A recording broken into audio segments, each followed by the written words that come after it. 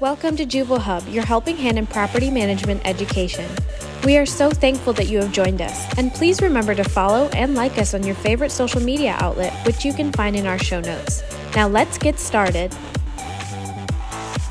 Hello, everyone. Welcome to the Juvo Hub podcast, your helping hand in property management.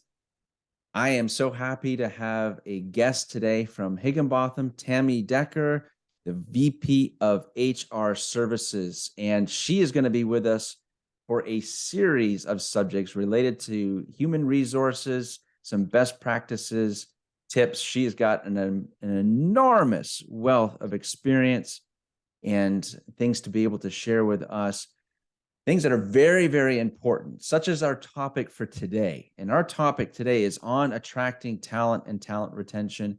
So Tammy, thank you for being on the show. Give us an overview. Why is that such an important subject for our audience to consider? Jonathan, thanks for the very generous introduction. Thank you for that. It's a huge topic no matter what, all the time, no matter what type of market or economy we're in. It's an important piece. These are your labor is your building blocks. And I think in this industry specifically, it is so labor driven. You've got to have the right talent in there. But I'm going to start by saying we're not in the easiest situation right now. In case y'all have noticed, we have quite a labor shortage. And I want to give you a few little stats to kind of give you a feel for why we're in this labor shortage, because I've had tons of employers ask me, where'd all the people go? Where'd they go? And my dad says that's because all the millennials are sleeping on their parents' couches. That is not true. That is not true. The data does not support that, Ted. Here's the thing. February 2020, y'all remember February 2020 when everything was bright and shiny. We had such hope. The employee population ratio, which the St. Louis Fed produces statistically on monthly, was at 62%. So what does that represent? Well, that represents what percentage of the total US population is available for work. And in February of 2020, it was 62%. And so then if you look forward 3 years to February 2023, gosh, that was a blink of an eye. That ratio now is 60%. Well, Tammy, that's only 2%. That's not that big of a deal. That's 6.6 million people that are no longer in the work pool. So who are they? Where did they go? According to the stats, they drilled in to see, are these prime age workers, which would be your like 25 to 45? It's not, and it's not below 25. Statistically, almost the entire 6.6 million are seniors, individuals that are 55 and older, who during COVID decided we're not going back. Their home values were high. Their retirement savings were at a place where they were comfortable, and they just weren't willing to take the risk to be back in the population. So when we lose 6.6 million people to the workforce, and we have an economy that has decided it is fully past COVID and surging ahead, we have this margin where we have jobs and we don't have enough people. I'll give you an example. In the state of Texas and the state of Georgia, we have 2 open positions for every 1 employee that's unemployed looking for work. That math is tough. What are we going to do? The other weird thing, I've had people say, well, when will it end? Is this recession that's on the horizon going to help us, get out of this situation? Or what about inflation? Will companies just decide they can't hire? Well, I don't know if y'all noticed, but the United States through a recession and no one's attending. Home values continue to be high. Hiring continues to be high. But the long range situation is, for the first time in American history, our fertility rate is below replacement. So there's not a boom of people coming either. So we really are in a situation where we don't have as many people to fill positions. And a lot of our lower level positions, in entry level positions in the United States, are where we're seeing it: retail, hospitality. I would say some property management positions. Those are the places we're seeing gaps. You're seeing I went to Chipotle the other night in Atlanta and they were closed. You only could order online because they didn't have enough staff to run Chipotle. So, Jonathan, I think that's where we're sitting when it comes to recruiting is how do we find people when there's not a lot of people? Yeah, that's an amazing foundation, Tammy. See, audience, I told you, she had the stats, she had the info. Wow, wow, what a reality check that is when you crunch the numbers in that way. And property management, Tammy, I have had so many guests on this show. We have talked about this subject from a variety of different perspectives, and and it's it's one of the more popular topics for this show. So it shows to me our audience, our industry is feeling that pinch and is really struggling. That's from talking to executives at various property management companies. So I know Higginbotham is very much involved as part of your overall services, is trying to work with companies to manage this challenge. But for the sake of the show today, can you share with our audience any techniques, any thoughts on what they can do when it comes to recruiting and even more importantly, like selecting the right person for that job that they're trying to fill? You bet. I think well, it is a it is an imperfect science. I have a recruiter, a very senior recruiter who works for me, and he was beating himself up about a bad hire that he made a couple months ago. And I was said there is no, perfect science on picking the right person. People are capable of being different people for you during an interview or being different people for you on a resume. But there are some things we can do to help find the right person. And I'm going to tell you, it starts with doing homework. Long before you post a job, you need to sit down. You have an opening now. Something's happened. Someone's left. Lord, I hope they gave notice, or they, they showed up or whatever. Right. You need to sit down and pull out that job description, dust off that job description and look at it and consider, does it still capture what this person's doing? First of all, what are the actual functions of the job? Are there key qualifiers? Do they have to have a degree? Do they need a license of some sort, a trademark? Some type of trade certification. You know, what is the targeted pay rate for this position? Because you're going to get desperate and you're going to pay too much for someone to do something that you can't afford, that your financials can't support. But desperation will put us in a bad place in this process. And I have told people desperation means you're going to fill it again in about 3 months. So we're not going to ask desperate. We're going to really put a good outline together of what you're looking for. But one of the best ways, I think, to fill a position and figure out what you're looking for is go back and think about who did this job well for you before. Now, if you've got five, let's say 5 customer service reps and one of them has left and you have 4, and let's say one of them is a high performer and one of them is a good performer. Go to those 2 individuals and find out, what jobs did y'all have before this job? What do you think helped you get ready for this job? See what kind of skills they got that they brought forward. I used to run a call center, and one of our call center, some of our high performers came from a security company, Brinks. And I don't know what Brinks did to train their people, but they did a fantastic job. But I got to where we were searching for Brinks when we were doing resume filters, specifically because we knew those individuals were coming to us with the right skill set. So look back at the people who did the job well. Where did they come from? What did you think that they did well? And make sure that's embedded into your selection process. That's very helpful before you even step out into trying to figure out where we're going to find some candidates. So that's one thing you can do. Yeah. Yeah. Wow. The next thing I would say, when you go out into the internets to find your people, there's lots of options, right? You've got Indeed, you've got Monster, you've got Career Builder. Then you have some other options. You've got LinkedIn.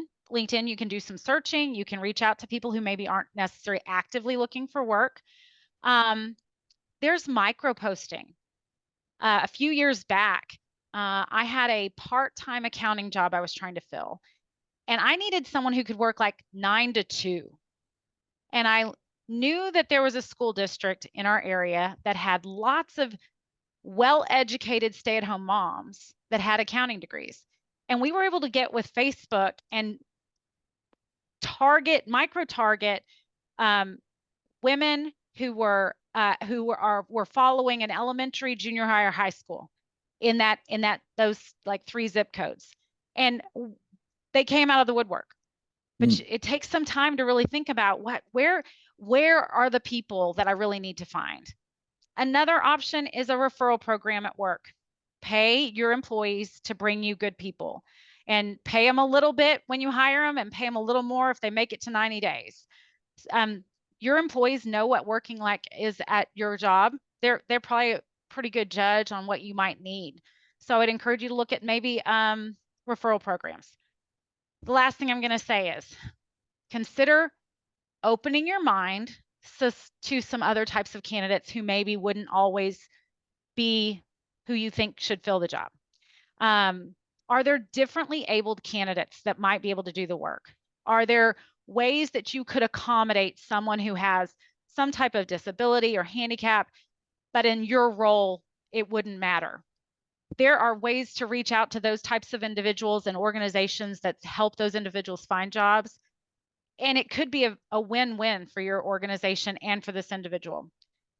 I also will tell you, think about, can you loosen, and people are going to moan when they hear this. I don't want anybody to moan. I want you to bear with me. Are there people, can you loosen your criminal background matrix on who you will hire? Sometimes when we're in a situation where we can't find people, when there's 2 jobs for every 1 unemployed person, we may need to loosen our restrictions, things we got tight on when we were able to be a little more loose with our hiring. So that might be an option for you. If you can live with someone having an illegal substance conviction, maybe a marijuana conviction, it might be the time to take that off of your criminal background, your matrix that eliminates them from eligibility. So those are a few things that I can think of, Jonathan, that you can do kind of in the immediacy of trying to find people. Yeah, no, absolutely brilliant, Tammy. Thank you so much. And I know there's a whole ton more, but I mean, I walked away with, looking at that job description, looking at who are your best performers, where did they come from before, looking at your own employees, seeing where they can help out through referral programs, looking at your overall policies. So some good practical steps for our audience to just stop. Sometimes it's like you get in such a your mode, you have your policies and procedures in place when it comes to hiring, when it comes to recruiting. And it's so important with the change in circumstances that we have, not just property management industry, but industries all over the place. They're having to do this. They're having to be like, we need to clear the dust off this, open it back up, make some adjustments, and really, really get to where your procedures match where we are at currently today. So I think that was absolutely brilliant. So now that leads to the question. We've focused on a couple of ways to try and get that talent in the door. Mm-hmm. And now pulling it back towards keeping them. So what are some simple tips or thoughts that you have, that you work with Higginbotham clients, that allows for someone, okay, that was our number 1 draft pick. We got that person. We got that golden employee for this position. Now the challenge is someone doesn't snatch them away from you. So thoughts, what would you say to our audience when it comes to retaining them? It's a huge question. It's a huge, huge question. So I think different employers approach this in different ways. I think you're going to have some base factors. Let's talk about just base benefits. Employees are looking for good benefits. And when I say good benefits, employees more and more want to see a good cost share. And when I talk about cost share, I'm talking about the employee portion of their benefit cost and the employer portion. More and more, we're seeing a migration to where employers are paying more and more of the employees portion and not near as much on child and spouse. And I think that's because many of our households now have two working parents or two working adults. So being able for that employee to have most of their health insurance paid for is huge. Mm-hmm. Is huge. And I think we're finding that employees have less anxiety about not having as much coverage or as much support in the cost paying part for the employees' kiddos or their spouse. Some of that's also because we're seeing the married population going down. And as I mentioned, the number of kids people are having now are going down. So that base set of benefits, that's important. Environment is huge. Are you creating an environment that is pleasant to work in? I'm just going to start there. Please have an environment that's pleasant for people to work in. Yes. But then let's say you have some high performers. You know what is the single best way to demotivate a high performer is to not recognize problems and deal with them, and to not recognize high performance. You've got to have a way to recognize those that are doing good work and make it visible that you are addressing problems as they arise. If a high performer sees you not dealing with someone who's performing at the minimum level, they're going to assume one of two things. One, I guess I don't have to perform, or two, I want to go someplace where they're going to give me my gold star. High performers like to be recognized. So that's an important piece. So then there's all the bells and whistles, right? We can talk about pet coverage, and we can talk about, do you have a legal, benefit? Do you have a health program and all that? You've got to find where you're going to be. Don't do a little bit of everything, but pick the things that your population seems to care about. If you have a lot of staff that are between 20 and 35, I'm going to tell you, you know what would be great? A pet policy or a bring your dog to work day or whatever, but really lean into the fact that that population, they all have dogs. They all have dogs, all of them. And they're bringing them on planes and taking them to the bar, and their dogs everywhere, y'all. So do something with that. I know that's silly, but find your place. I know that a lot of you have vendors, landscaping companies, maybe you outsource cleaning services or contractors that work on your properties. Is there a way to channel that to give employees discounts with those vendors for those types of services at their home? Maybe that's a good angle for you to say that's why you'd want to work for, a multifamily company, a multifamily property company or property management type company, because they have these things that really no one else is offering me a discount on those items. But good environment, take care of problems, reward your successful employees. That's where you start. And a good set of base benefits. That's where you start on creating a place people want to stay. Beautiful. Excellent tips. I love it. I love the dog part because that's, I'm not in that age bracket that you mentioned, but I have two dogs, and I found, coming back from Europe, my wife and I were in Europe for a couple of weeks last year, Switzerland. And it's such a different culture. I mean, they have their dogs with them everywhere. There is no restrictions on dogs, even going to grocery stores there. Now that's maybe for some, that's just like, ew, but I mean, that's just not even a thing there.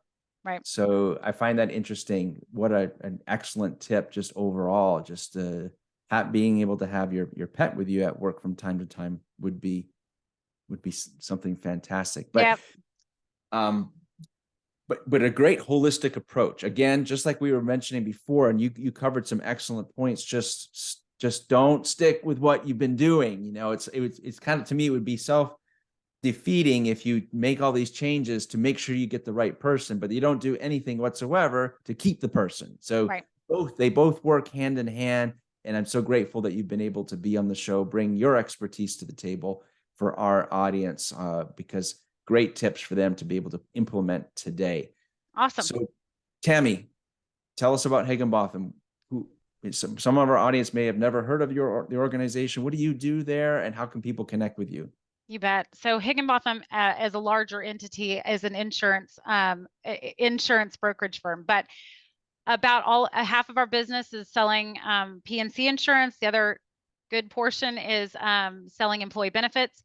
But what I do is I run a division called HR Services, and we basically are a third-party HR outsourced service for your organization. If you don't have an HR person in your organization, or maybe you need an entire HR department, we have that. We have consultants, we have administrators, we have payroll processors, we have benefits administrators that you get a piece of each of those individuals. They're assigned to you. It's not a call center or anything like that.